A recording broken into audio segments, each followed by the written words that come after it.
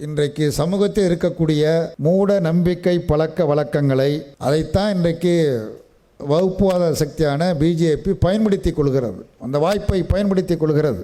இன்றைக்கு ஒரு நிகழ்ச்சி மதுரையில் நடைபெறுகிறது. அது குறித்தும் ஆசிரியர் அந்த கட்சியினுடைய தலைவர் அளித்த பேட்டியையே பதிலாக்கி நன்றி சொல்லி பேட்டியில் குறிப்பிட்டிருக்கிறார்கள். முருகன் மேலேயோ மற்ற சாமி மேலேயோ மக்களுக்கு இருக்கக்கூடிய ஒரு நம்பிக்கை, அந்த நம்பிக்கை அற்பத்தனமான அரசியல் ஆதாயத்திற்கு பயன்படுத்தி கொள்கிறார்கள்.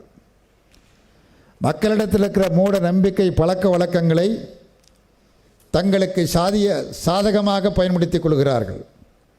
மதத்தின் மீது இருக்கிற நம்பிக்கை, கடவுளின் மீது இருக்கிற நம்பிக்கை, ஜாதியின் மீது இருக்கிற நம்பிக்கை, இந்த மூட பழக்க வழக்கங்களை எல்லாம் தங்களுடைய அரசியல் ஆதாயத்திற்கு அவர்கள் பயன்படுத்தி கொள்கிறார்கள்.